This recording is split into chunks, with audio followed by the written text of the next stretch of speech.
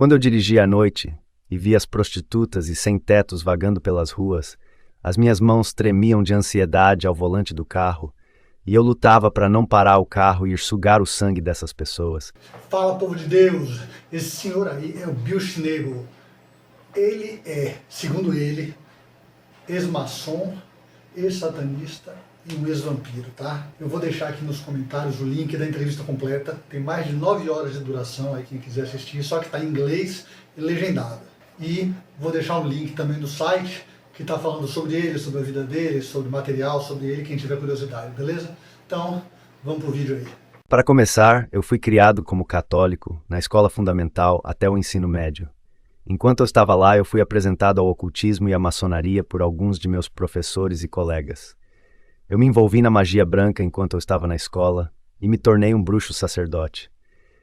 E eu me envolvi com a maçonaria antes de graduar e me tornei mestre maçom. E naquele momento, mais ou menos ao mesmo tempo, eu também me envolvi com a Igreja de Satanás. Depois eu me envolvi em níveis mais altos da maçonaria, que se chama maçonaria esotérica. E naquele momento eu tive que vender minha alma ao diabo. Finalmente me envolvi com o satanismo pesado, a magia negra e tudo isso. E também tive que passar por uma experiência de me envolver com o vampirismo. Como o perigo está próximo, tá? O cara estudou na escola católica, teoricamente na escola cristã, né? Então onde iria, teoricamente, aprender conceitos cristãos e tal, e foi justamente lá que ele aprendeu, foi iniciado, foi catequizado pelo satanismo, pela magia, pelo mundo do ocultismo. Então você vê que o perigo está mais próximo do que a gente imagina, cara. Como a gente tem que estar atento à vida dos nossos filhos, aonde coloca. Classicamente, um vampiro é um cadáver andante, que dorme de dia em um caixão ou em outro lugar escondido da luz e sai à noite e subsiste de beber o sangue dos vivos. E isso é uma lenda quase universal existente em quase todas as culturas na Terra, desde a China até a Grécia, até mesmo entre os índios da América do Norte e do Sul tem alguma versão disso. Agora a realidade é que um vampiro é um membro de um culto. Há um culto vampiresco que basicamente inicia pessoas, como você pode ser iniciado na maçonaria ou algo assim, e essas pessoas acreditam que depois de passar por certas iniciações e beber sangue, que vão adquirir poderes superiores, e que após a morte, 3 dias depois, eles vão voltar com um corpo ressuscitado, sendo um vampiro completamente criado. Nesse caso é interessante a gente ver como a gente usa 2 pesos para a mesma medida. Porque ele fala dessas coisas e a gente fica meio duvidoso. Mas quando a gente vê a Arca de Noé e diz que tem coisas no mundo todo apontando para um dilúvio universal, a gente usa isso como instrumento de querer afirmar a veracidade do dilúvio. Mas quando são para coisas meio ocultas, um pouco diferentes, pode ter lendas no mundo todo, mas a gente continua achando que são só lendas.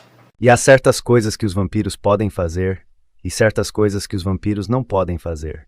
Por exemplo, os vampiros não gostam da luz, eles não conseguem lidar bem com a luz. Eles não gostam de alho, porque o alho é um purificador do sangue. E claro, eles não gostam de símbolos religiosos cristãos. Mas há outras coisas que os vampiros não podem fazer, como Hollywood mostra. Eu nunca vi um vampiro se tornar um morcego, ou numa névoa, e passar sob uma porta, ou comandar uma horda de ratos, como você lê no livro Drácula, mas eles parecem ter algum controle sobre os elementos. E realmente crescem dentes afiados que eles usam para beber o sangue dos vivos. Aí você vê, né? Segundo ele, o combate ao vampiro é bem estilo Hollywood. Né? A maioria das coisas aí bate com o que a gente vê nos filmes, nos livros. Agora, saber quem copiou quem aí que é o debate. Eu estava nesse caminho do satanismo, e em um momento para prosseguir, você tem que cruzar o abismo, como eles chamam. Nesse ponto você faz uma escolha, e pode haver diferentes escolhas em diferentes partes do mundo, mas onde eu estava teria que ser um lobisomem ou um vampiro. E eu conheci algumas pessoas que eram lobisomens, e eles disseram que era realmente doloroso. E eu pensei, bem, eu não gosto de dor, e ser um vampiro soava sexy e erótico e tal. Então eu pensei, bem, ok, vamos fazer dessa maneira. Cara, nesse ponto aí, talvez seja um dos mais controversos aí durante o vídeo. Porque ele, além de falar de vampiro, ele cita lobisomens. Cara, olha só, eu vou dizer o seguinte, eu não acredito, não duvido nem acredito, muito pelo contrário. Eu sei o seguinte, que eu creio que os demônios podem se manifestar de várias formas. Então é complicado você bater o martelo. E você, o que acha disso, cara? Deixe seu comentário aqui embaixo para a gente discutir essas teorias de vampiro e de lobisomem aí, o que vocês acham disso. E não se esqueça de deixar o like, se inscrever no canal aqui embaixo, porque pode parecer bobagem, cara, mas ajuda muito para o YouTube entender que o vídeo é interessante e distribuir para mais pessoas. E aí ajuda a gente a estar produzindo mais esse material, beleza? Então não se esqueça de se inscrever e deixar seu like, valeu? Hoje em dia parece que com os livros de Anne Rice, como Entrevista ao Vampiro e alguns filmes semelhantes, os jovens fazem parte de uma espécie de subdivisão da cena goth, eles querem ser vampiros. A diferença é que eles brincam com isso, eles se vestem como vampiros, eles usam maquiagem branca e usam lentes de contato. Eu os vi em lojas de óculos, que você pode comprar essas lentes por $70, e eles fazem seus olhos parecerem olhos de serpentes, ou olhos avermelhados como os olhos de Drácula, e eles estão por aí. Na maioria das grandes cidades há boates de vampiros, e fazem suas coisas de vampiro, e alguns deles realmente bebem sangue. Mas eles fazem isso da maneira mais perversa. Eles têm voluntários que eles cortam os pulsos, bebem um pouco de sangue e dizem que essa é a forma mais íntima de sexualidade, porque é uma troca de energias. E muito disso é verdade. Mas Deus nos proíbe de beber sangue. Aí, cara, esse é o grande perigo de ficar mexendo onde não deve. O ditado já dizia, né? Que a curiosidade matou o gato. O místico, o oculto, é curioso. Acaba o homem sentindo curiosidade por essas coisas e acaba pela curiosidade mexendo onde não deve, buscando conhecimento onde não deveria e acaba sendo fisgado. Então é muito cuidado, cara, mexer com essas coisas. Procurar saber dessas coisas, buscar conhecimento onde não deve. Tem que estar muito firmado na palavra para querer conhecer alguma coisa desse tipo. A diferença é que o verdadeiro vampiro morreu. E eu ainda não era um vampiro completo. Era um vampiro de primeiro nível. Eu não morri. No primeiro nível você ainda é um ser humano vivo. É quando você morre que você se torna um vampiro completo. No nível em que eu estava, eu nem precisava beber sangue. E pelo que eu entendo, esses vampiros de fachada comem comida. Eles bebem sangue, mas eles também comem comida normal. Eles comem muitas coisas, como carne mal passada com muito sangue e coisas assim, mas eles também consomem comida normal. Quando fiz a transição para ser um iniciante vampiro, eu não podia comer nada. Se eu tentasse comer alguma coisa, eu vomitaria. Se tentasse beber água, eu vomitaria. As únicas coisas que eu podia comer eram sangue humano e comunhão romano-católica. Há uma ânsia para beber sangue. O sangue é realmente uma das coisas mais viciantes. Existe, na verdade, uma definição psicológica de que há pessoas que estão viciadas em beber sangue, como há pessoas viciadas em drogas ou outras coisas estranhas. Você tem essa ânsia de beber sangue, mas um dia você tem a vontade de comer uma pizza ou um hambúrguer, sabe? Mas se eu comesse essas coisas, eu simplesmente as vomitaria. Mas por outro lado, eu poderia muito facilmente sobreviver bebendo o sangue de algumas das pessoas de nossa aliança, e eu também celebrava a missa católica todos os dias consumindo o pão e o vinho, e isso parecia me sustentar. Mas era muito monótono. Anne Rice, que escreveu a Entrevista com o Vampiro, obviamente esteve em contato com vampiros verdadeiros, porque era como ela descreveu sua pele do mesmo jeito que a minha pele. Ela tem uma qualidade translúcida, brilhante. É como se você pudesse ver as veias através de um vidro por dentro de sua pele, como no seu rosto e em suas mãos. Aí você vê a dependência que esse tipo de coisa cria nas pessoas. Por isso que Jesus disse que ele veio para libertar os cativos, que isso te domina, te acorrenta, cara. Meus olhos eram normais, além do fato de que eles se expandiam totalmente à noite. Eu podia ver na total escuridão, o que era bom, porque eu estava dormindo em um caixão que era totalmente escuro. Na fé católica, a hóstia e o vinho se transformam no corpo e no sangue de Jesus Cristo.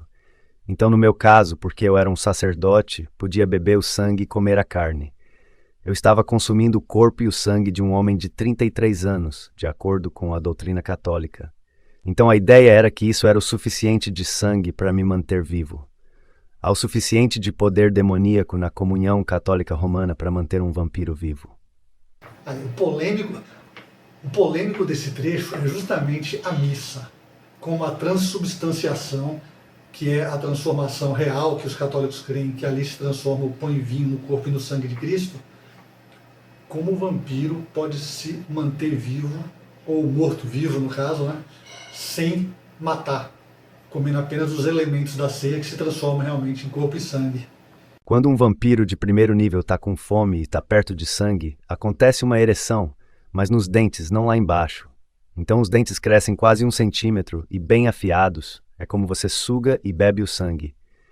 E a boca começa a salivar.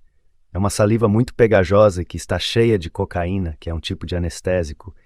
E então se pode morder a vítima sem ela sentir dor, e a mesma saliva regenera rapidamente a ferida. Eu tinha um apetite para as coisas que as pessoas têm apetite, mas se eu colocasse algo na minha boca, isso me deixaria enjoado. Então eu estava forçado a não poder comer nada além de sangue. Mas eu acordava de noite com muita fome, porque eu dormia o dia todo. E então uma das garotas que faziam parte da nossa aliança iria passar em minha casa e eu sugava o pescoço dela. Cara, o que é interessante aí, eu achei muito legal esse paralelo que ele faz com a excitação sexual. Porque aí dá uma explicação, dá um certo sentido no fato das presas crescerem. Então, como na excitação sexual do homem, que o membro cresce, as presas crescem justamente nessa excitação pelo sangue. Rapaz, é um paralelo muito bacana que eu nunca vi em lugar nenhum ninguém dizendo isso. Bem legal.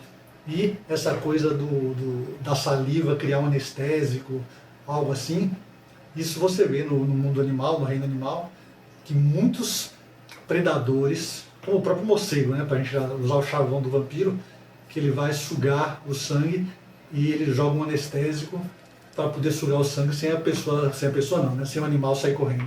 Para a transformação em vampiro, você começa tomando certas ervas específicas, que eu não vou mencionar porque eu não quero ninguém brincando com isso, e também grandes doses de vitaminas B. Além disso, você começa a cultivar a ideia de ser o que se chama um vampiro psíquico. Você começa a aprender a tirar energia de pessoas. E isso continuou por alguns meses, e eu me sentia muito bem com isso. Eu costumava tirar energia de estranhos. Eu sentava em um ônibus ou algo assim, e conseguia tirar energia de pessoas que estavam ao meu redor. Naquela época eu recebi um anel especial que facilitava esse processo. Era um anel especial de ônix, um anel muito grande de pedra negra, que eu podia usar como ponto focal para minha prática meditativa quando eu estava longe da minha casa. Aí você vê que ele evita entrar em detalhes sobre como se tornar um vampiro, sobre a cerimônia, e fez bem. Daqui a pouco nenhum doido aí resolveu experimentar. Mas essa questão do vampiro psíquico, rapaz, é muito interessante, porque se você parar para olhar, quantas pessoas que às vezes a gente se aproxima, passa um tempinho, parece que suga a nossa energia, parece que a gente sai de perto dessa pessoa carregado, parece que a gente sai da pessoa mais cansado do que está. Rapaz, isso é fato, mas não estou dizendo que essas pessoas são vampiros, não. Mas que essas coisas acontecem, acontecem. Eu estava consumindo altas doses de cocaína durante um longo período. E além disso, comecei a fazer o que se chama de missa nosferática. Nosferatu é o termo romeno para não morto, e nós nos referimos a essa corrente como a corrente mágica Nosferatu. A corrente significa uma espécie de linha de poder que poderia ser uma corrente Wicca, ou uma corrente Voodoo, ou uma corrente de Crowley. Bem, essa era a corrente nosferática.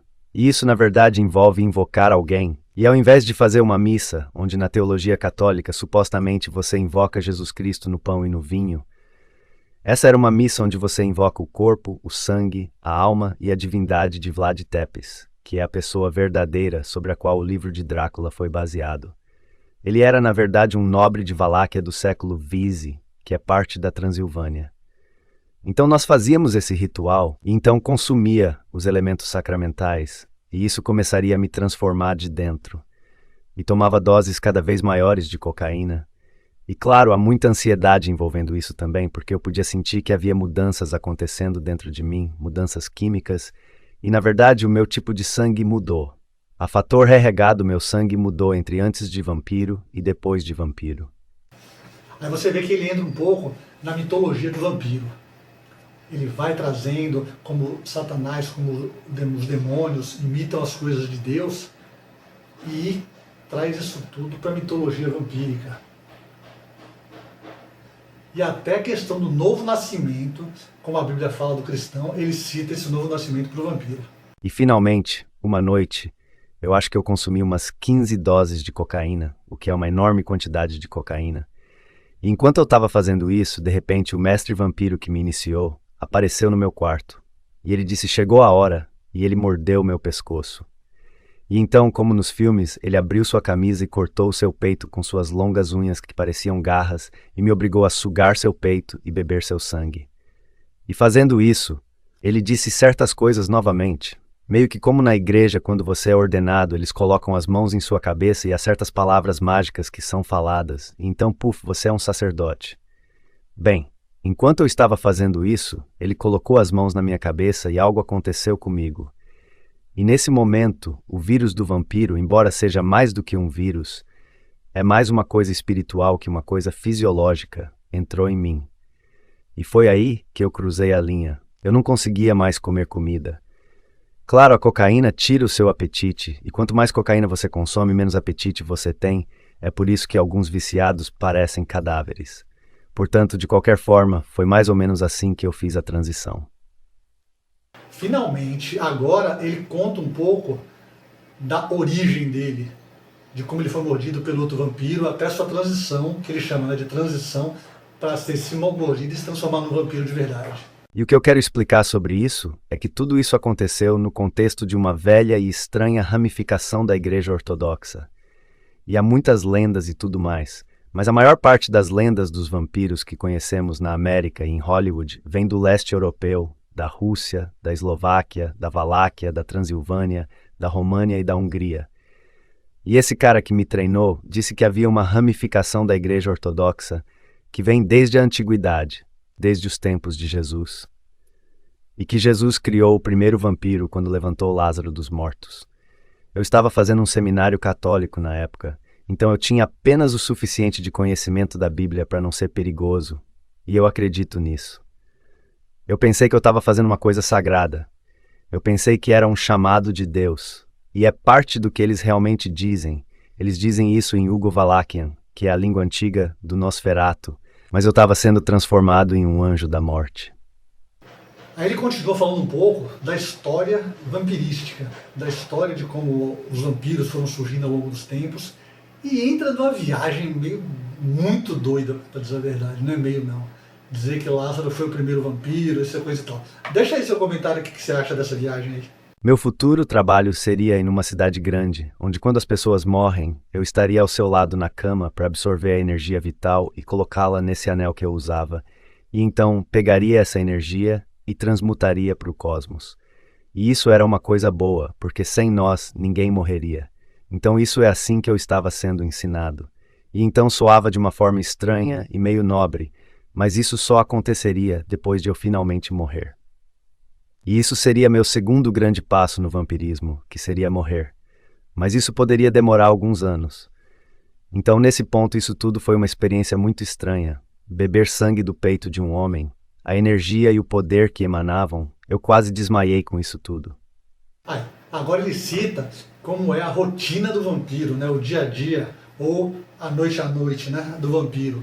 Que ele, como se ele tivesse uma missão, fosse transformado num vampiro, tem uma missão, tem um objetivo, e não é apenas sugar sangue para sobreviver. Mas o resultado final foi que eu tinha que fazer um caixão especialmente desenhado, com ângulos especiais e baseado no Megapolis Comense, com símbolos especiais ao lado, e tudo isso tinha que estar alinhado com certas especificações. E foi, de fato, muito desenhado para ser, exceto pelo ouro, muito parecido com a Arca da Aliança, ou como um tabernáculo católico, uma pequena caixa onde colocam as hóstias quando eles não as usam. Outra coisa que eu tive que fazer antes desse passo foi ir ao cemitério da minha terra natal e pegar um saco cheio de terra sagrada naquele cemitério. E tinha de espalhar um pouco dessa terra sagrada no fundo do caixão e na sola dos meus sapatos. Então, em todos os lugares em que eu andasse, eu tinha a terra sagrada da minha terra natal junto comigo. E finalmente ele fala do tão famigerado caixão. E você vê que ele diz que tem caixão, que tem que ter a terra da cidade natal, como a gente vê nos filmes, nos livros. Ele cita tudo isso. Aí a gente sempre fica aquela pulga atrás da orelha, né, velho? Ele tá viajando na maionese aí por causa dos livros, dos filmes, das coisas, ou quem copiou quem aí, né? Ou os livros realmente tiram alguma coisa da realidade. Quando eu dirigia à noite e via as prostitutas e sem-tetos vagando pelas ruas, as minhas mãos tremiam de ansiedade ao volante do carro, e eu lutava para não parar o carro e ir sugar o sangue dessas pessoas. Porque depois de um tempo, apenas um pouco de sangue ou a missa à noite não eram suficientes. Você quase sempre está com fome, e quando a noite avança você fica mais e mais fome. E eu às vezes fico tão mal que faço 2 ou 3 missas em um dia, em desespero, ao invés de sair e matar alguém. Veja, o conceito é que cada vez que você bebe sangue humano, você se torna muito mais forte. E se você matar uma pessoa para beber seu sangue, você se torna muito mais forte. Uma das pessoas mais perigosas que conheci foi uma vampira. No início dos estudos ocultos, eu estava em uma grande conferência de ocultistas e adeptos no Milwaukee, e uma mulher entrou, e era muito bonita e atraente, e estava vestindo-se como se fosse uma vampira. Ela usava um vestido preto, uma capa que parecia com asas de morcego e um capuz. Ela tinha uma energia que atrai as pessoas como algo magnético, muito carismática, e era muito voluptuosa. Ela tinha 2 ou 3 anos a mais que eu, que tinha 26 anos. Eu era solteiro na época, e estava seguindo ela pela reunião, e um amigo disse que eu não iria querer me envolver com essa mulher, porque mesmo que eu tivesse a habilidade de matar um homem por semana e beber seu sangue, ele disse que ela era uma vampira que eu não podia superar. E que ela não apenas matava os homens, mas ela os torturava antes, porque você fica mais forte com o sangue que contém adrenalina, e isso aumenta o poder se há medo. E claro, medo produz adrenalina no sangue, então ela torturava os homens e bebia o sangue e depois os matava. A magia sexual que emanava daquela mulher era impressionante. Assim, em muitos casos, a mulher vampira é mais mortal do que o homem. Aí agora ele fala da mulher vampiro. Cara, isso é muito interessante, porque você vê aí a questão, que a gente vê também muito nos filmes, nos livros, a questão sexual, sensual do vampiro, e como a mulher usa essa ferramenta de uma forma muito mais poderosa. Existem coisas mortais para um vampiro. A luz do sol era muito perigosa para mim. Eu podia sair de dia se vestisse camisas longas, maquiagem branca e óculos escuros. Assim eu poderia sair na luz no sol. Mas eu me lembro de uma vez que eu expus minha mão ao sol e em 30 segundos havia bolhas na minha mão. Isso é porque a luz é muito prejudicial à fisiologia de alguém que está se movendo para esse reino. A tradição diz que para matar um vampiro, você tem que cravar uma estaca no coração, ou cortar sua cabeça e encher sua boca com alho, ou com fogo, ou congelando também. Se você os arrasta para a luz do sol e os forçam a ficar lá por 1 minuto ou 2, geralmente o sol vai os matar. Mas eu posso acreditar no que o sol me causou, porque eu sei que se eu tivesse deixado a mão mais tempo ao sol, eu provavelmente teria tido uma queimadura de 2º grau em 1 minuto ou 2. Aí ele mais ou menos que diz, né? Como dá cabo do vampiro. Mais ou menos como diz as lendas, os livros, os filmes, ele abre o jogo aí e diz como é que pode matar o vampiro. Quando eu estava mergulhando mais fundo na escuridão, eu ainda era membro da Igreja de Satanás, e todos os anos eu tinha de enviar um cheque à Igreja de Satanás para pagar meu dízimo. E aquele cheque foi devolvido pelo banco. Uma senhora tinha escrito nele o meu nome e que estava orando por mim em nome de Jesus. Obviamente ela pensava que se alguém tivesse dando dinheiro à Igreja de Satanás, ela estava com problemas espirituais muito sérios. No meu caso, ela estava certa. Então eu só ria, porque naquela época eu estava tão enganado que pensava que Jesus era o filho de Satanás. Então joguei o cheque fora e esqueci o assunto. Mas em poucos dias tudo na minha vida começou a dar errado. Eu estava num estado miserável e perdi todos os meus poderes. Isso em 2 ou 3 dias após receber o cheque. E perdi meu desejo por sangue. Era como se Jesus tivesse chegado soberanamente e, mesmo que eu ainda não estivesse pronto para nascer de novo, tirou aquele pesado jugo de cima de mim. Eu consegui me livrar de qualquer vírus ou enzima ou o que quer que fosse. Infelizmente ainda demorou cerca de 4 ou 5 anos para que eu pudesse nascer de novo. Então sai do vampirismo para os Mormons, onde fiquei por 5 anos. Foi o poder de Deus que fez isso. Finalmente ele conta, ele traz o testemunho dele, o que Jesus fez na vida dele, como conseguiu transformar a vida dele, como trouxe ele do império das trevas para o reino de Deus. Então, pessoal, se chegaram até aqui, não esqueça de se inscrever e deixar o like, beleza? Então fica com Deus e vamos caminhar.